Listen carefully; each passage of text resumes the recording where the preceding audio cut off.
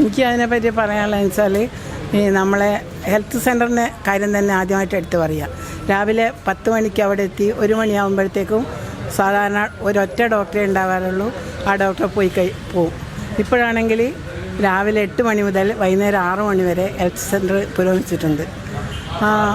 അങ്ങനെ പറയുകയാണെങ്കിൽ ഈ ആരോഗ്യരംഗത്ത് നല്ല നേട്ടം തന്നെയാണ് നമ്മളെ ഇപ്പോൾ നിലവിലുള്ള സർക്കാർ ചെയ്തുകൊണ്ടിരിക്കുന്നത്. ഇനിയും പുതിയ പുതിയ നേട്ടങ്ങളും അതുപോലെ തന്നെ പുതിയ പുതിയ കാര്യങ്ങളുണ്ട്.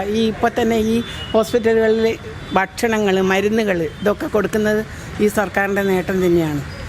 ഏത് സർക്കാർ വന്നാലും ഇങ്ങനെ ഉണ്ടാവുമെന്ന് എനിക്കറിയില്ല. ഞാൻ വിശ്വസിക്കുന്ന സർക്കാർ ഇങ്ങനെ തന്നെയാണ്. എനിക്കത് നേട്ടം തന്നെയുള്ളൂ. ഏത് എന്താ പറയുക വെച്ചാൽ ഈ പുറത്ത് കിട്ടുന്ന ഒരു മെഡിസിൻ ഞാൻ വാങ്ങുന്നത് അതിൻ്റെ വില ഇതാണ്. 399 രൂപയ്ക്ക് ഞാൻ വാങ്ങുന്ന മെഡിസിൻ എനിക്ക് ഹെൽത്ത് സെൻ്ററിൽ നിന്ന് ഫ്രീ ആയിട്ട് കിട്ടുന്നുണ്ട്.